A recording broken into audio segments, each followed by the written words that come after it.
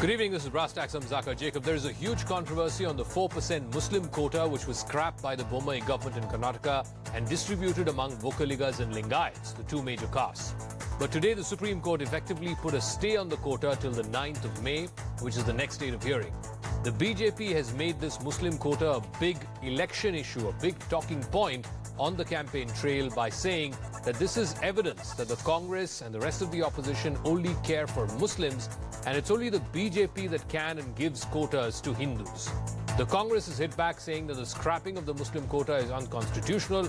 Home Minister Amit Shah on the campaign trail rebutting that by saying that reservation merely based on religion was something that was abhorrent even to the founding fathers of our constitution. So which way is this story going to play out in the electoral battlefield of Karnataka?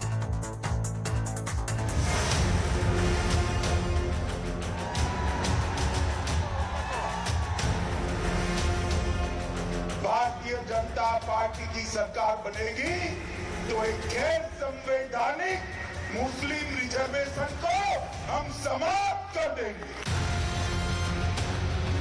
देखिए, मुस्लिम reservation गैर संवैधानिक है। Congress party ने तुष्टीकरण के लिए मुस्लिम reservation रखा था। हमने मुस्लिम रिजर्वेशन को हटाकर वोक्कलिगा, लिंगायत, एससी, एसटी और ओबीसी समाज के रिजर्वेशन को बढ़ाया है।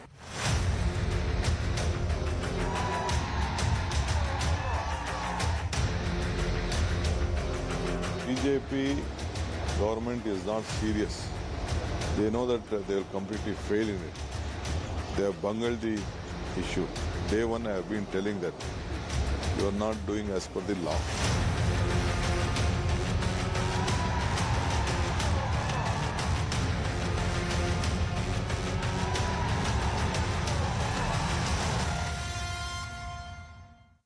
All right, first let's break down what happened in the Supreme Court today over this 4% quota for Muslims in Karnataka. Now, the Bommai government said that no action has been taken so far over the decision to scrap the Muslim quota. The state government also added that they have decided to take no action until the hearing is concluded and the court comes to some kind of a judgment. Solicitor-General Tushar Mehta, who is appearing on behalf of the Karnataka government, said that they will file their response soon. Then the Supreme Court ordered to maintain status quo till the next hearing. The matter will be listed again on the 9th of May. That is just one day before Karnataka goes to polls. Now, let's take a look at the existing reservation system in Karnataka and why that was changed by the Bommai government. According to the current scheme of things, backward classes are getting 4% reservation, which will stay post these changes. Similar is the situation with OBCs. Right now, they get 15% reservation under Category 2A. That will stay the same. Muslims were getting 4% reservation under Category 2B, which the Karnataka government had decided to scrap. Out of that 4%, Vokkaligas will be given 2%, which means they were currently getting 4% reservation under 2C. That will now go up from 4% to 6% because of the 2% additional quota that's come from the Muslim quota. And under Category 2D, Lingayats were getting 5% reservation. That will be increased from 5% to 7%. Like I said, the extra 2% quota has been added from the Muslim quota.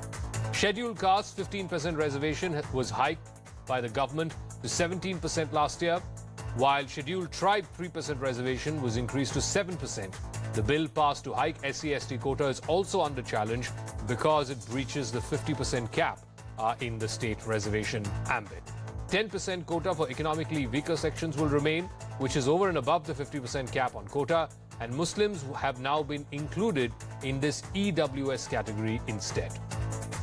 So the total quotas in Karnataka earlier were about 60%, and post these changes, it will now increase to 66%.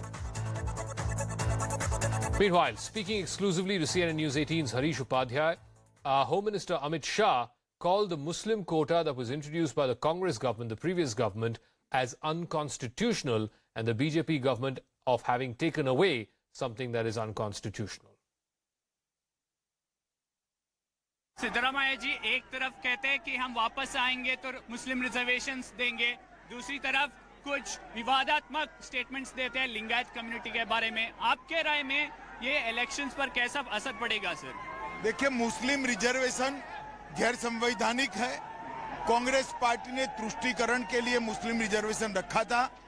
हमने मुस्लिम reservation को हटाकर vocal Liga, Lingayat, SC, ST और OBC समाज के reservation को बढ़ाया है। मैं मानता हूं कि कोई भी पार्टी गैर संवैधानिक काम नहीं कर सकती है। वोट बैंक की राजनीति के लिए कांग्रेस ने किया है।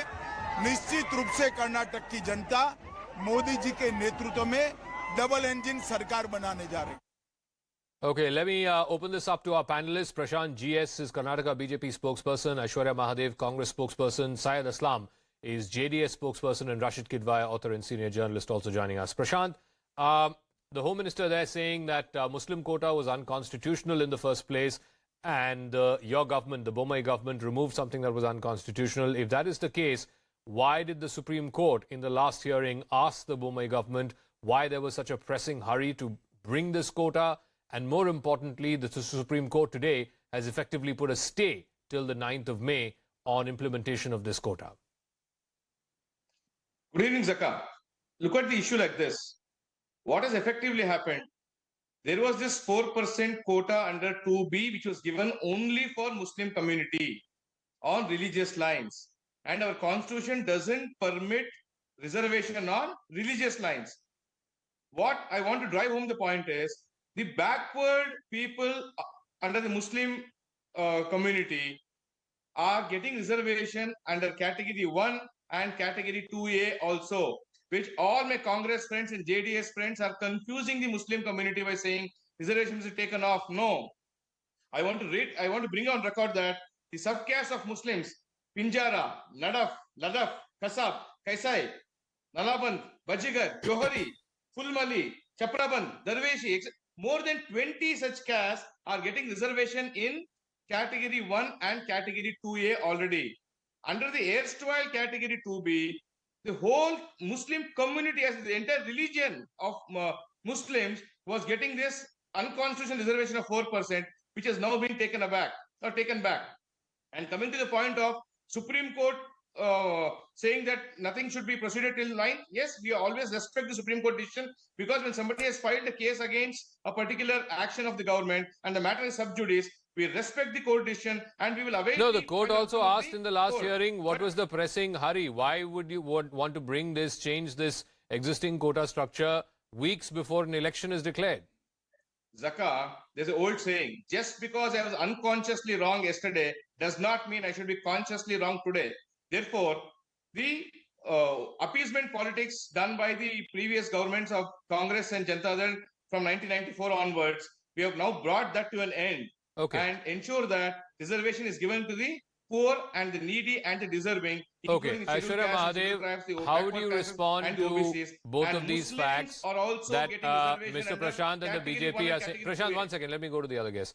Mr. Prashant and the BJP are saying that A, this is against the fundamental tenets of the Indian Constitution. Our founding fathers of the Constituent Assembly did not want quotas to be based on religion. So how do you justify that? And 2, that poor Muslims are continuing to get quota, the benefits of it under the EWS quota as well as other reservation provisions.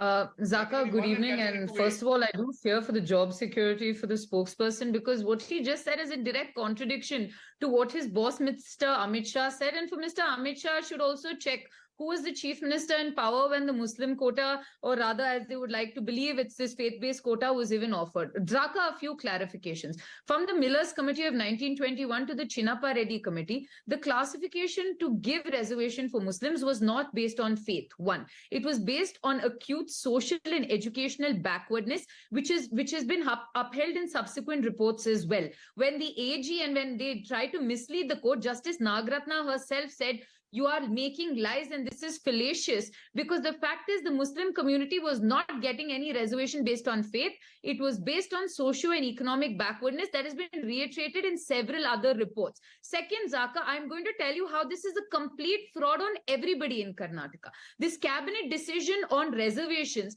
None of this will even pass and happen for two reasons. One, you have breached the 50% cap while the center has not allowed you to do so. So your SC/ST reservations will not take hold. Second, for any reclassification of any OBC communities and any categorization, you need three things to be done. Otherwise, this will be void. One, you need empirical data.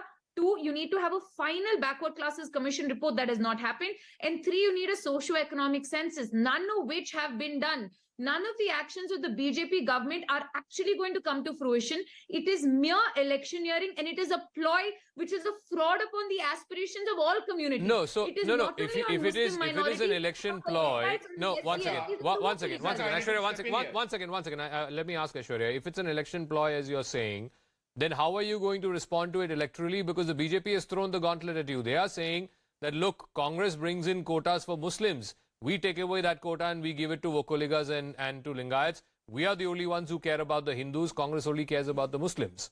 You know, Zaka, it is so unfortunate that the BJP is so bankrupt and deprived of any issues of development that this is what they've resorted to. The Kannadigas in my state have lived peacefully, and today you've taken 4% from one community and piecemeal divided it to two other communities that were asking you for 15 and 12% respectively. The Congress's response is this: we believe social justice is one of the most important responsibilities of any political party. We're saying remove the 50% cap. We're saying we will have a better socio-economic census to ensure all communities are adequately represented. And we've also asked the central government to take the onus on releasing this census data. The Karnataka Congress stands for social justice for all, not for pluck Okay. for one and throw at the other or pull from the other. No, and but redivide Aishwarya, you somebody. still haven't answered my question. I'll ask Syed Aslam and then You will also never answer to... it, No, Zaka. one second, sir. One second. I need to go to two other guests. There are 4 guests on this show. So let me go to guest number 3, Mr. Syed Aslam of the JDS. Aishwarya has not answered this question, but I'm going to ask you this. Fundamentally, the problem with the Muslim quota, even as Aishwarya argues, it was not based on religion or faith. It was based on socio-economic backward status. The fundamental problem was that socio-economic backward status was for people of one faith. That 4%, if you were socially and economically backward but not from the Muslim faith, you are not entitled to that 4% quota. Now, please tell me, Syed Aslam, why that should not be seen legally as a violation of the fundamental tenet of the Constitution that you cannot have quotas based on religion. Well, Zaka, let me give you a very valid response to the stance. The Sachar committee report has categorically said the Muslim community, with respect to socio-economic and educational status, is behind the SC community. Let me give you some stats. The youth between the age of 15 to 24. Yeah. Okay. I think. No, go on. I can hear you. Are you Go able on, to go hear? on. Yeah, go on. Yeah. So, Zaka, let me give you some stats, some empirical evidence as well. Zaka, in the Sachar committee report, it was categorically told that the Muslim community's economic, socio-economic and educational status is worse than the SC community. Let me give you some stats.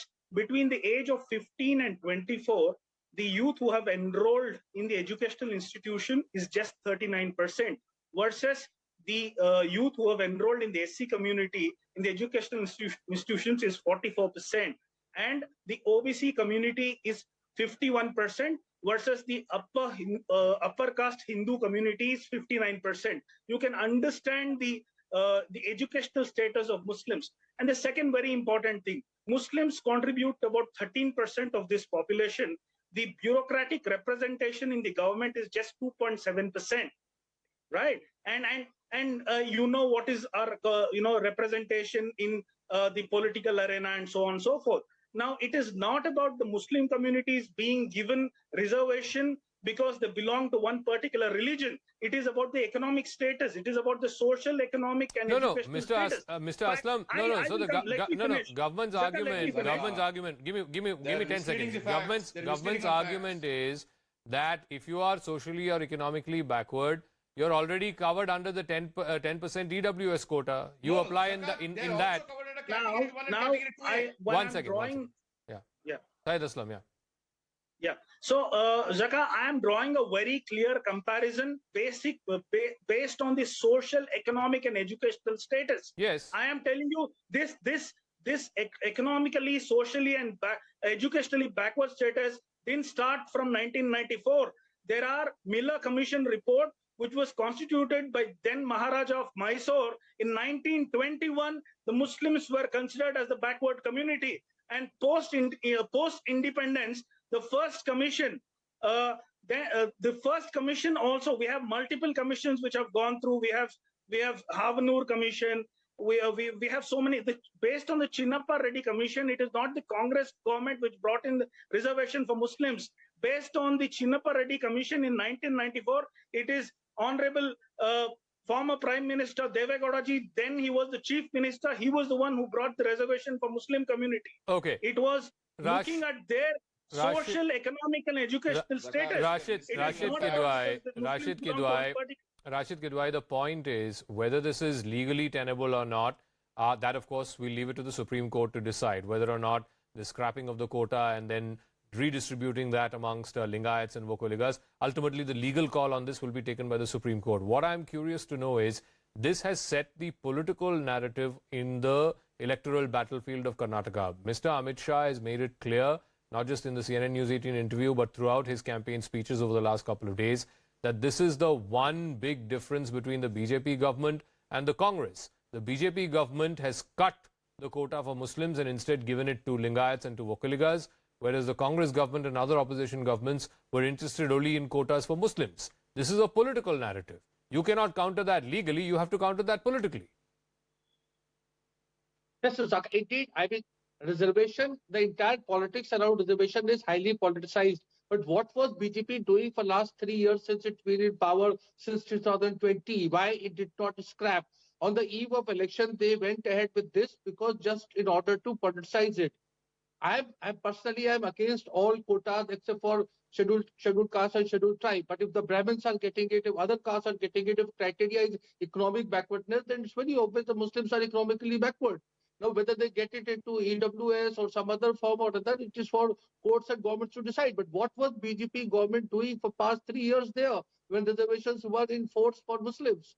No, that's a valid point, but please answer, Rashid, as to why, that extra 4% is only for socially and economically backward Muslims. Nobody has a quota for socially and economically backward Christians or socially and economically backward Jains, socially economically backward Hindus. I mean, the point is that why should there be one subcategory for socially and economically backward sections of one community or one faith? No, but what I'm saying is, what is wrong in it? We know that the Jain community and the Sikh community and for that matter Christian community does not require this kind of reservation. If a Muslim community requires on the grounds of backwardness, economic backwardness, they should be getting it. No, but that economic backwardness is already there under the EWS quota. That is for all. Who are you competing with, Zaka? That's not enough. And as my fellow panelist was saying, this was been going on for last 50, 70 years. Several commissions have said it. And most important point, why, if it was so wrong, why this wrong was allowed to continue for 3 years when the BJP was in power in Karnataka? Okay, so that G. and Prashant answer that. I mean, why on the eve of the election you've gone in for this? Even the court asked you this. Even the court asked you, on the eve of election, why have you gone and tinkered with the quota, a system that has been in existence since 1994? Look, understand the point here. What was unconstitutional has been a method devised to undo the unconstitutional act of the previous government. Now a question is being raised as to why are we going against the unconstitutional act done by the previous governments? Definitely not. Because we'll go back to history. In 1953, the Backward Commission headed by Kaka Kalekar had also stated that the entire Muslim community cannot be accepted as backward caste because it was only for a backward they can't accept it as a backward class. You also had the Mandal Commission, which reported to central government in 1982, which identified 82 subsects of Muslims as backward, and such of those things are getting now reservation under category 1 and category 2A, which none of my other panelists are even ready to accept and talk about it. They're only talking about the scrapping of an unconstitutional quota. No. Mr. Prashant, once again. Mr. Prashant, once again. Whether that was unconstitutional or not, let the Supreme Court decide. But please answer the question. Court is also asking you. You were in power for 3 years. What were you doing? Look at the wrong that they had done for 30 years. I repeat again what I said in the initial part of the show. Just because we were unconsciously wrong previously does not mean we should be consciously wrong now. So the moment it's on to the ground that it's unconstitutional quota, which only Muslims were enjoying as a community, so especially for 4%, which other communities were not entitled on religion basis, we have taken a decision to scrap it. But And given even it to that the 4%, other Mr. OBC Prashant, communities Mr. such as Prashant, Kokaligas even and that Lingayats. 4%, it had to be economically and socially backward Muslims. Rich Muslims were not availing that quota. No, Zaka, look at it this way. Even in Kerala, where Muslim population is in high 25%, proportion, yeah. Muslim castes such as Kachi Menon, Navayat, Bhora, Sheikh, Syed, Pathan, Mughal, Shia, Sunni, they are not in the OBC list. Only the Mapilla Muslims under the Kerala are classified as OBCs. So therefore, none of our fellow panelists are even talking about it. They're trying to politicize the issue by saying Muslims have been denied reservation, where in fact it is not. They only taken away that portion of reservation which they were not entitled to in the first place based on religion alone. Aishwarya Mahadev. Aishwarya Mahadev. Again, I just want to underline this. I just want to underline this, that even in that 4% quota for Muslims, you had to provide an income certificate, or you had to provide a caste certificate to show that you were socially and economically backward. Only then could you avail that quota. But Aishwarya Mahadev, again, it comes back to the point that BJP is stressing that if the constitution forbids people from having reservation based on religion, again, what compelling reason can you give for socially and economically backward Jains not getting this reservation, or socially and economically backward Christians not getting this reservation? One second, Zaka. If you look at the classification of OBCs in my state, you will see that the Jains, Christians and Parsis are also covered under the OBC communities of what was previously 3A and 3B, which has now been recategorized. But there's no separate quota for them. There is no separate quota for them as there was for Muslims. Part of the same quota. 1 second, Zaka. Let me complete. The fact now remains, when you talk about why was it religious, we beg to differ when we say it was socio-economic, not religious. Second thing, in the constitution, if you look at through subsequent amendments and judgments, Article 16(4) allows you to have a reasonable classification and reasonable discrimination based on a class of people. And these subsequent amendments or these subsequent backward classes commission reports basically put these people based as a class of people on socio-economic grounds, and it was not religious. And Prashant has contradicted himself by also bringing in the whole Kerala example here. But also, Zaka, the untenable thing here is that you cannot just arbitrarily reclassify people as EWS, because the people who categorize themselves under EWS are economically weaker only, not socially and educationally backward. So the metric of reclassifying the Muslims under that also will not pass constitutional muster. The Congress, I did not interrupt anybody. All I'm saying is correct. I agree with Mr. Kidwai when he says you sat on the Nagmohan Das report for 3.5 years. You sat on this also. You have an interim backward classes report. And now you're trying to basically on the eve of elections, because you have no other issues of development, try to make it a Hindu versus Muslim battle. And that is so shameful. Sir, if you're Achhe Din Vikas in Amritkal, come here and tell me what Bommai has done, not sell me Prime Minister Modi. Otherwise, declare PM Modi as your CM face. And maybe then things will change. But I believe that this is unnecessary communalization by the Home Minister himself, which is an insult to the people of my state. And we will not stand for it, Zaka. Okay, Mr. Prashant, quick response. Again, one of the points, I think the court also asked this. So far, no final report of the Backward Classes Commission has been submitted. Only an interim report has been submitted. What was the pressing hurry basis an interim report to reclassify this quota? Which is untenable. No, let him respond. Yeah. You're getting confused. Now, Zaka, none of my panelists are talking about category 1 and 2A. They're getting away to EWS. What is now in fact happened is Muslims continue to get under category 1 and category 2A. And also, they also now automatically get under EWS, but whoever is economically backward under the economically weaker sections of society, Muslims also get included in that basket of people eligible under the EWS. So EWS need not be confused with this. EWS need not be confused with this. No Muslims will get reservation. And so what I again reiterate, there is no religious intent behind declaring this country Muslims as backward class. Whoever is economically backward are getting under EWS, socially backward classes are getting under category 1 and category 2A. Congress is only trying to incite some fear in the people's minds, trying to communalize and politicize the issue. And we all know how Congress has played appeasement politics for decades now and what they have done. They're trying to say that they're not into appeasement, but all that they've done is appeasement. In fact, they're anti-Hindu, anti-Dalit, anti-Lingayat.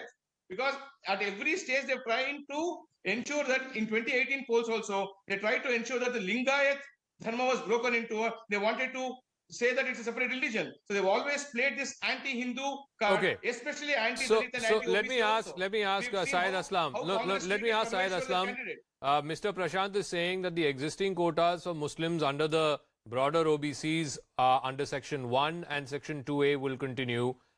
What is being taken away is 2B, which was a 4% quota, which was exclusively for Muslims who are socially and educationally backward. When that is already being served under Category 1 and other provisions, then why are you fighting for this separate 4%?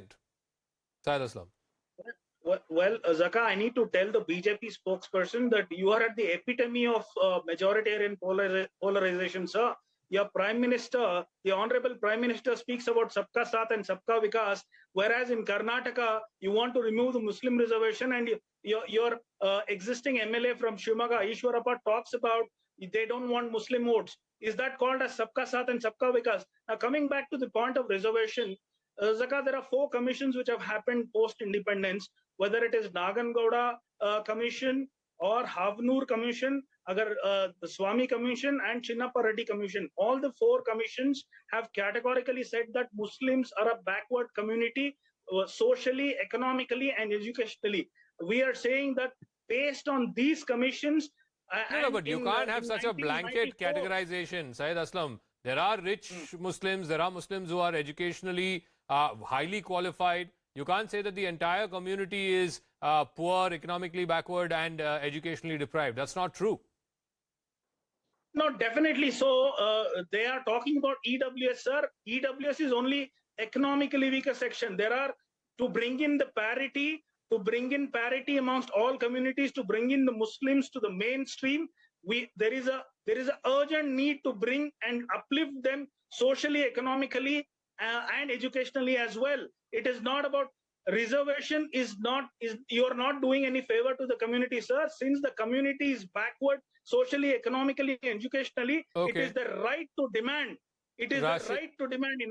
This reservation has been there in Karnataka from 1994. Rashid, I'll give Rashid the final word. Rashid, I keep coming back to this point. I think the die has been cast in terms of the narrative for this election. Again, what Ishwarappa said, which I believe has been condemned by Yediyurappa, he says that we need the votes of all sections. But I think the die has been cast as far as the BJP and its narrative is concerned, that the BJP is trying to create a unified Hindu vote bank, whether you're Lingayat or Vokaliga or backward class or SC, ST, a unified Hindu vote, taking on what it believes is the opposition parties, Congress and JDS, which are only worried about one vote bank, which is the Muslim vote bank.